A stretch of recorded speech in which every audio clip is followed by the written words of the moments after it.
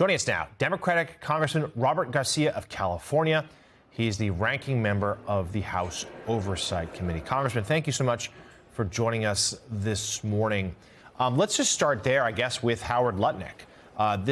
These Epstein files are filled with references to President Trump and a number of people who are in his orbit, from Steve Bannon to Elon Musk. The list goes on and on. But Lutnick in particular, as we have been talking about this morning, it's so egregious that he had misrepresented, outright lied about his relationship with Lutnick.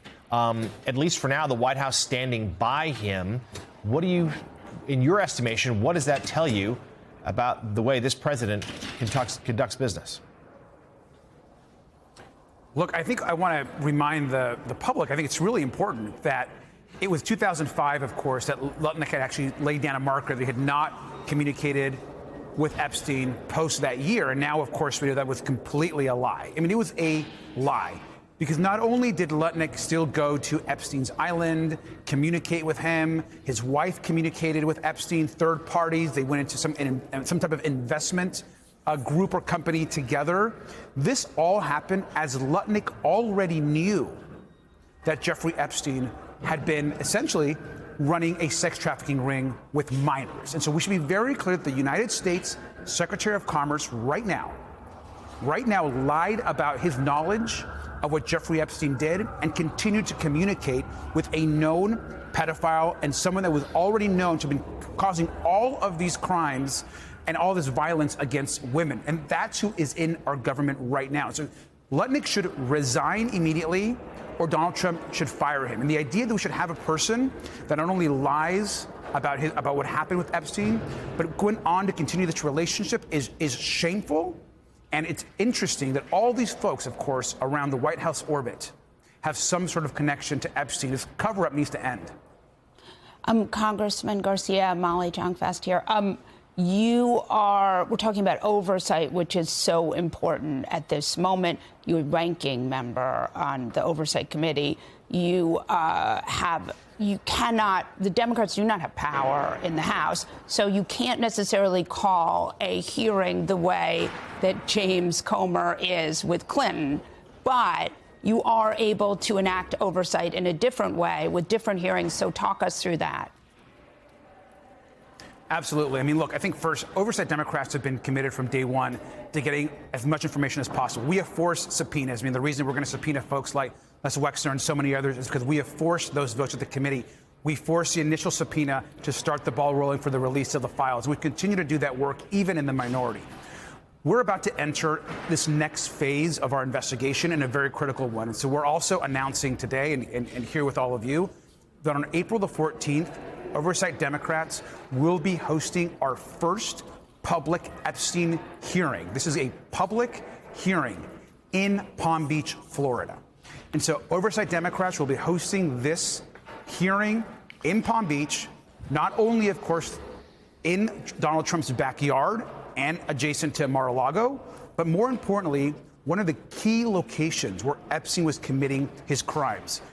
Palm Beach, New York are two critical places where Epstein trafficked and, as we know now, raped and abused so many women and children.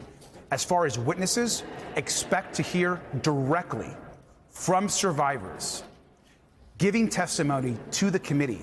Expect to hear directly from key witnesses, of which we will be sharing in the weeks leading up to the hearing, that have critical information to this investigation. The way we view it is this next part of the investigation is going to be focused on hearing and airing out directly, giving the survivors and witnesses a public opportunity to share exactly what they know, what happened, begin to lay out the major evidence of which we've collected, not just in public, but we've been collecting evidence every single day, whether it's been through financial records, whether it's been through private interviews we've been conducting, whether it's been through hearing from whistleblowers. There is a lot of evidence to lay out to the public, and that phase of our investigation will begin on April 14th in Palm Beach, Florida. And, Congressman, those hearings, I mean, obviously will attract a lot of attention. Are you hearing from your constituents that this is something that is front of mind as they start thinking about the midterms? Do you think, I mean, there's, of course, everyone wants justice for these victims. Let's be clear. But is this something that you think is also going to sort of perhaps move the needle in the political conversation between now and November?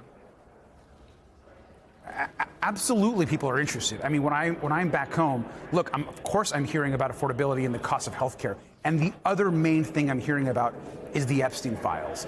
And I'm hearing the Epstein conversation from folks that normally aren't even engaged in politics. This is a group of people that are casual observers of politics. But the story has broken through. And it's broken through because they've heard directly from survivors. They're hearing the horrors that Jeffrey Epstein committed. This is the single largest sex trafficking ring of the modern era. And the president has been involved in a massive cover-up, along with Pam Bondi, of getting this information out to the public. And so people are highly interested. And it's also very bipartisan. This might be the most bipartisan issue in the United States right now, where both Democrats and Republicans care. And they care about getting justice for the survivors. And so the interest in this is very high. But more importantly is we have women, when I talk to them daily, that need to have closure and to have justice. And so that's what we're intending to do. We believe that we have collected enough information, done enough interviews, talked to enough survivors, that we're also ready to begin these hearings with this first one in Palm Beach. And I think the American public, of course, will be very interested. All right, well, we appreciate you bringing that news to us this morning. Democratic Congressman Robert Garcia of California, thank you as always.